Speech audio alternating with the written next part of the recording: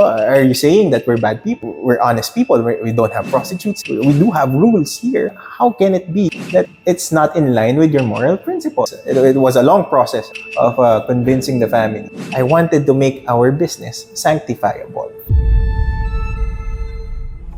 Introducing attorney Rafael dela Fuente, lawyer by day, an entrepreneur by drive, and a champion for motorcyclists. This inspiring family man juggles success, faith, and adventure.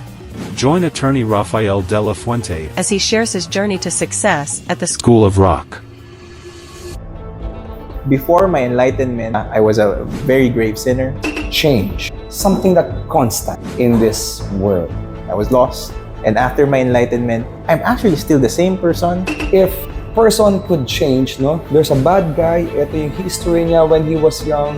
But with that enlightenment, with that spiritual reboot, with the grace of the Holy Spirit, but there's a point in his life that he wants to change. And of course, the family accept him. I may be still the same person, but I am changing. The friends accept him, and all people accepting him. As I always hear, a saint is actually a sinner that tries, keeps on trying. What is that enlightenment nangyari most? I got to learn more about.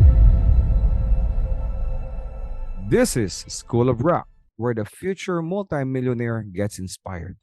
This episode, we have very interesting and very inspiring story about the transformation of something like from this type of business and then becomes holistic, no?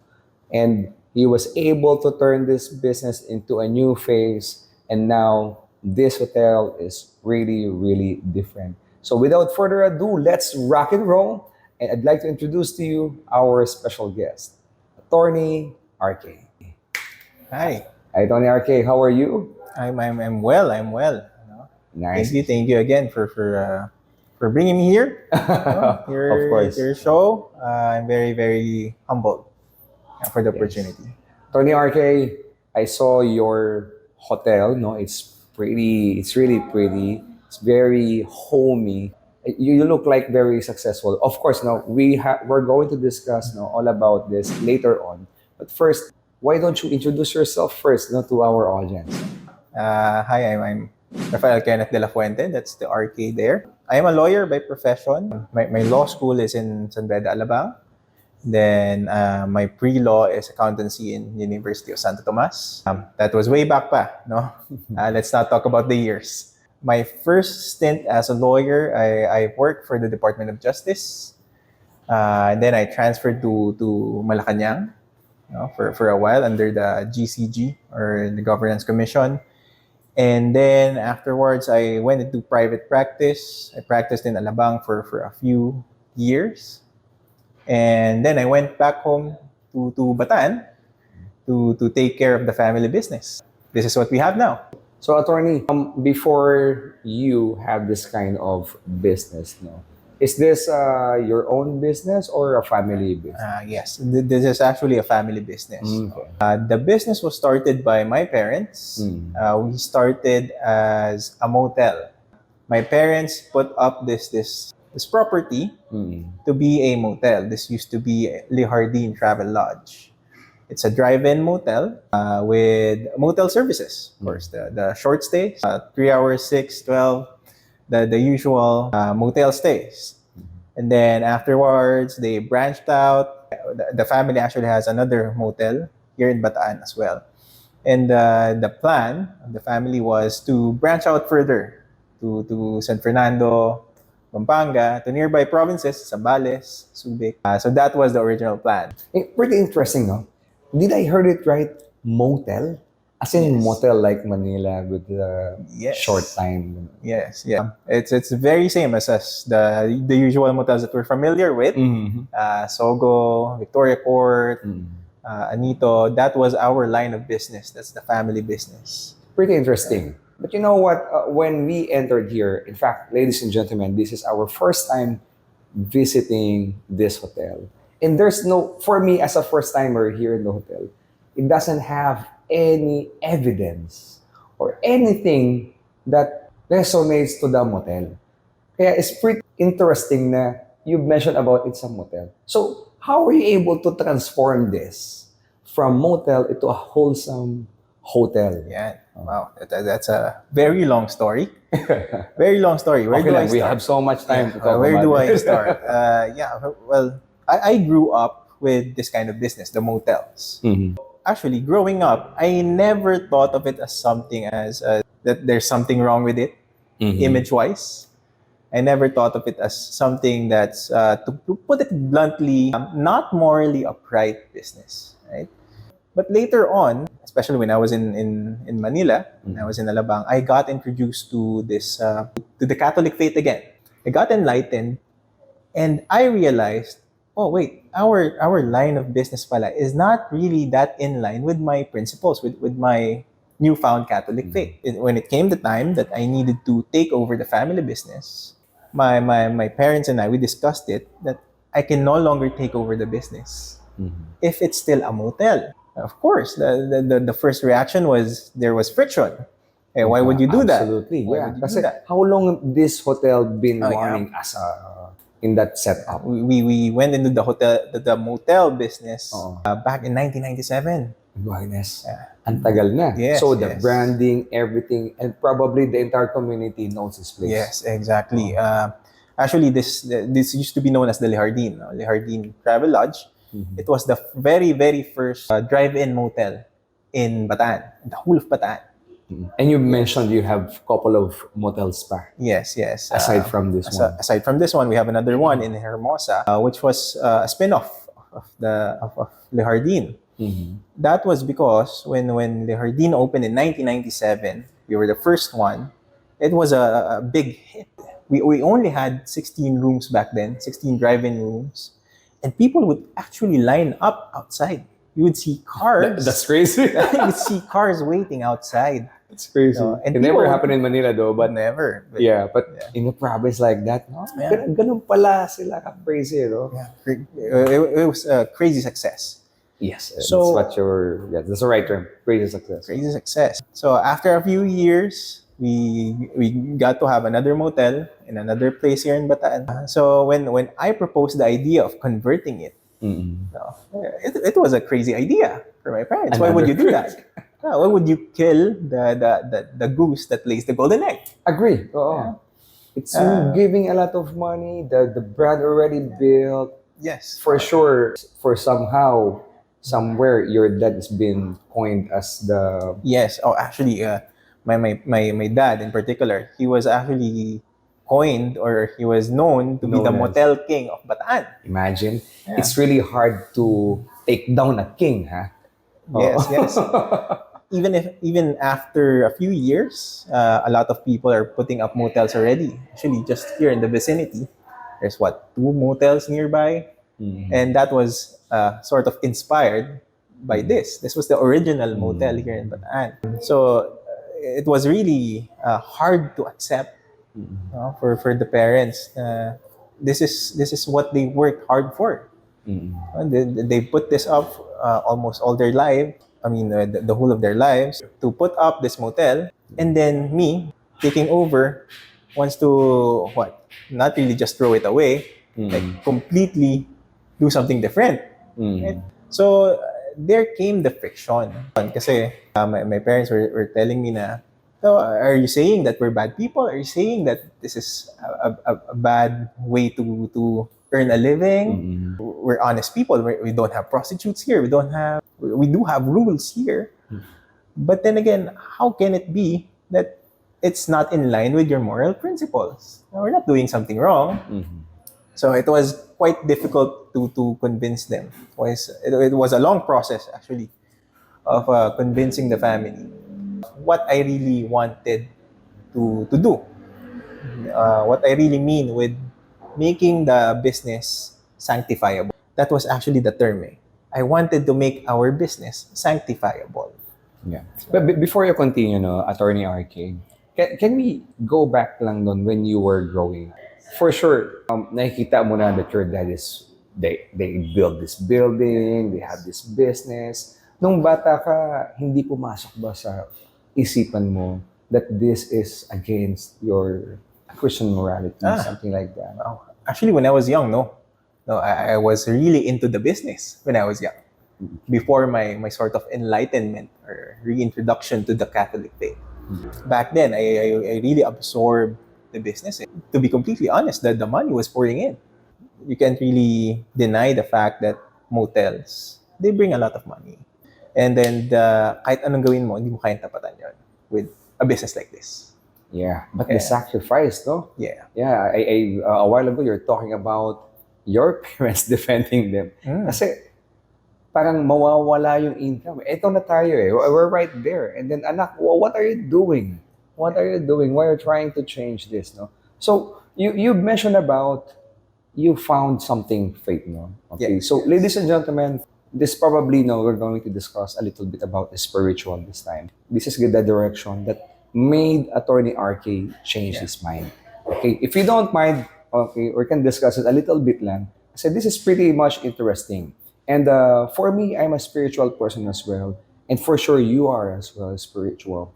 Maybe we could hear out yung story ni Attorney RK and what is that enlightenment na nangyari nun. Okay? So, but before that, I want you guys to hit the like and subscribe button. Okay? If you like the story, and we will continue. And also, I want you guys to check out yung hotel po nito. It's called The Garden Galleries Boutique Hotel. Garden Galleries Boutique Hotel. It's based in Bataan. So there's so many places here that you can go in Bataan. You can stay 2 days and 3 nights here, and then so many tourist spots. And this is the best place. Okay, let's go back to Attorney RK. So the enlightenment, I got reintroduced. I got to learn more about my Catholic faith at a certain point in my life. It was back in 2017. To voice it out, it's I got introduced to the work. When I got introduced to the formation of Opus Dei, that's where I got enlightened and I realized, okay, you need to have unity of life. If this is your faith, you should live your life the same way. You can't compartmentalize that, I'm a religious person every Sunday, but the rest of the week, I'm a businessman. No, you have to be united. You have to be whole. The rest of your life, if you're a businessman, you're a professional, it must be, again, sanctifiable. If you say that you're a religious person, you're a religious person all throughout. From your family to your business, to your friends. That's unity of life. That inspired me. That became the moving force. I guess it also allowed my parents to be enlightened. Okay, take the risk. What's there to lose anyway? Well, actually, there's a lot to lose pala. a lot of, Actually, there's a lot of things to lose. For one, it was financial suicide. Kasi if you convert the motel into a hotel, definitely it wouldn't have the same income. And to be honest with you, right now, it's not producing the same income as it did before. It's far from it. And thankfully, my parents, later on, they also realized that business is not about money alone. A business, it must be rooted to something deeper. It must give you purpose. If you don't know, how many years? Since 1990 what? 1997, 1997, and then you rebranded by 2020. we closed it at 2019, 2019, pandemic. yes. Your pandemic. Before the pandemic. Before Because 2019, that was the time when my parents decided, okay, sige, what's your plan? Ano bang gusto mong gawin? Just give us a tangible So plan. that's how many years from there, before you shut it down? How many years? That's 20 years? Yeah, 20 years. 20 plus years, right? 22. 22 years to be exact. Yeah. 22 years. This was, again, this is very, very notorious. They're actually a generation pa nga, a generation of children born because of their name. They call them the Batang LJs. They even have that. It became part of the pop culture of Bataan. For me, I don't want to leave that kind of legacy. Not to be selfish or what, but I want that legacy to end with me. And I want to change it. At least I want again, the business, the family business, to become sanctifiable. Okay. Again, I don't want to sound preachy na It's okay. It doesn't sound preachy. In fact, what you're pointing out is really, on how you can make this business expand pa, to live longer pa. In my understanding, there's a shelf life in businesses as well. Okay, parang this type of branding is okay, but since me, I teach innovations. This is what you call innovation somehow. You're innovating eh. Okay. Oo. Maganda yung ginawa mo actually in my point of view. Because again, there are some motels. Yeah, they're living before, in fact, sabihin natin kasabay na ng businesses nyo. Pero right now, they're dying. They're dying. Because they didn't innovate.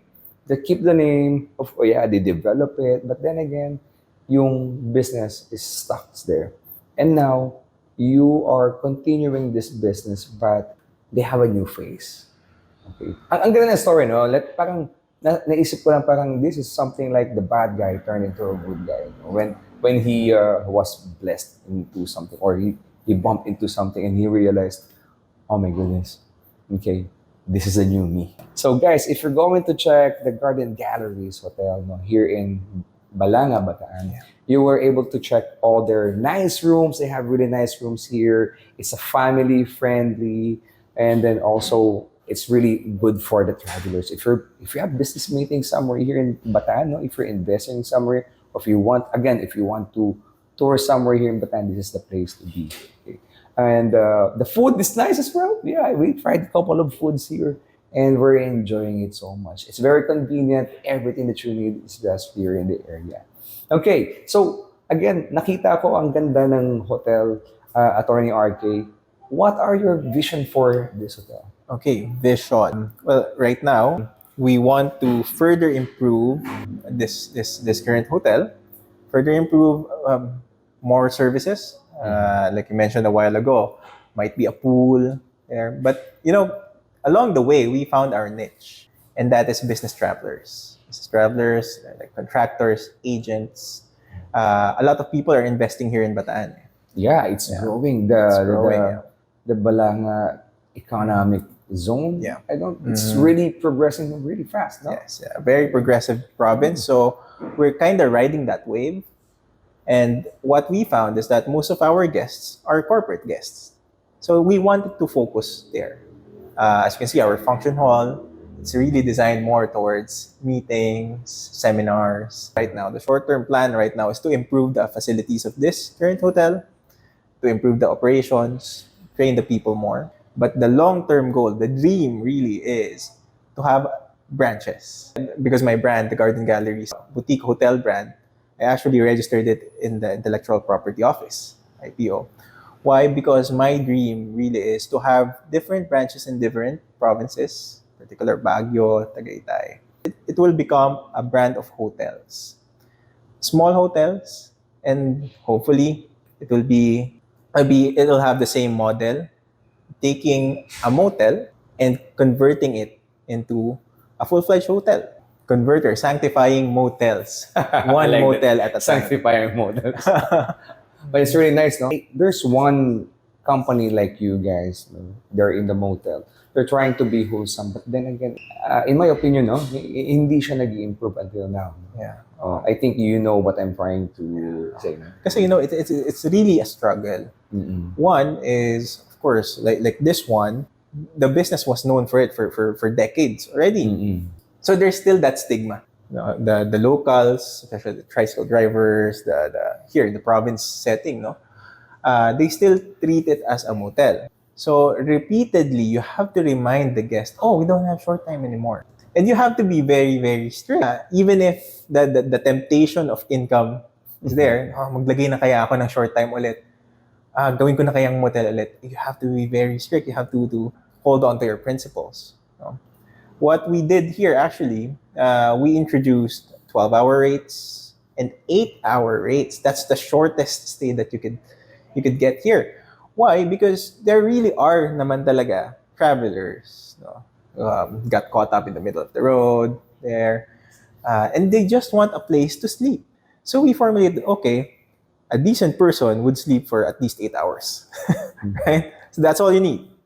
Nobody sleeps for 3 hours or less than 3 hours. If you offer 3 hours, definitely it will be used for those illicit affairs again, illicit activities or whatsoever that makes a motel immoral. So what we did, we formulated 8 hours. And that actually became one of the bestsellers in the hotel.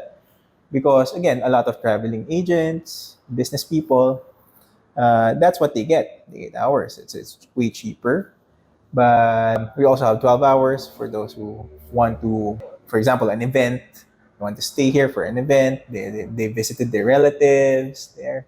That's how we innovated the hotel, but not a strict na hotel lang talaga. Kasi when we started, it's just completely a hotel. You check in at 2 p.m., check out 11.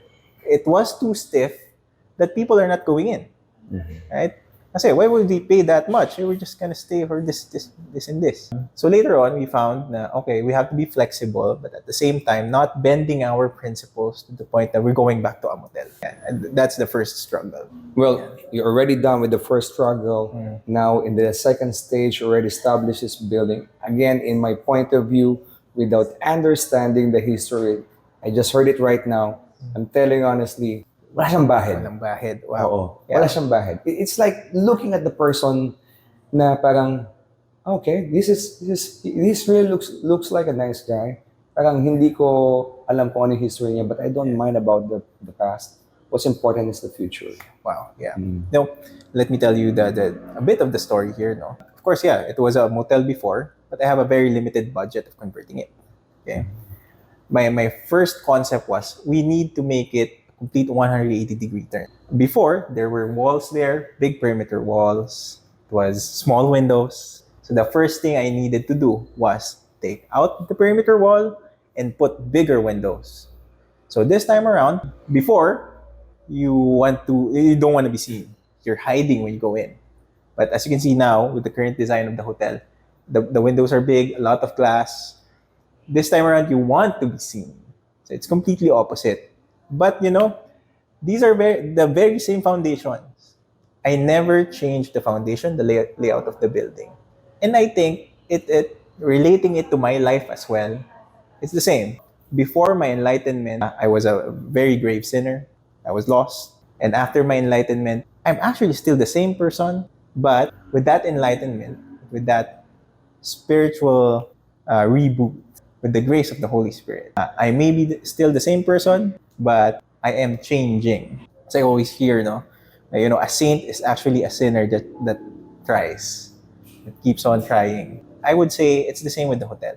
It still has that image of being a motel, but it tries, continues to try until it becomes a saint. Right, so thank you so much, Attorney RK. I hope a lot of people watching right now learn something about your business point of view, your insights, and how they could turn this into something productive or profitable. Okay, so now, ladies and gentlemen, we're come to the point of where I share the diamond. Diamond, ladies and gentlemen, is what we call the reflection of this story. My own take on this conversation. Of course, you can type also your diamond here in the comment box on what are your takes on or key takeaways in this conversation.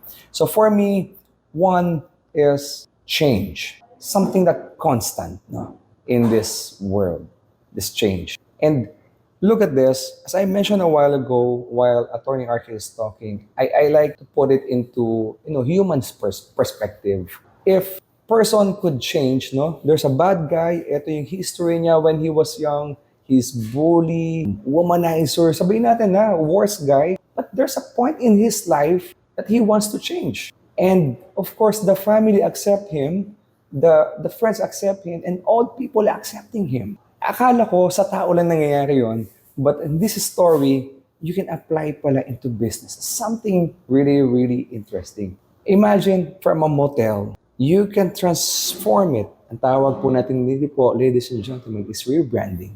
We can rebrand it into something holistic. Now, of course, in the point of view of the community here, dati naman tong ganito, dati naman siyang ganyan. But it's okay. Again, just like other people, ganyan siya dati, ganyan siya. But now, he's different. And people loves that. It's what you call the next diamond ko, innovation.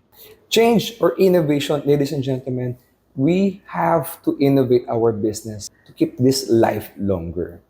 Imagine some businesses, they didn't even make it for 2 years, 5 years, 10 years, eto 20 years. But then again, the innovation this will continue the legacy of another 20 years. Magli-live longer siya. Again, if you don't face any hardship, it means you're not even trying. So these are the stages. It's common for every businesses that you face this kind of challenges. And in every challenges, itawag natin dyan wall, no? If you break this wall, there's so much opportunity gonna open, no? Eventually. So those are my diamonds for this discussion with Atty. RK. It's so very inspiring. I love the story. Of course, thank you for you guys for making time and making this to the part of this video and accompanying us. We really appreciate it. If you really like the story, kindly click subscribe, hit the notification so next time we upload a new story, we will notify you. And also, please support our friend here, Atty. RK. Go to their hotel. It's again in Balanga, Bataan. It's really nice. The food is nice. The place is nice. I'm telling you, this is very holistic and a family-oriented place. Again, thank you so much, and I hope you guys learned something new today. And see you next episode.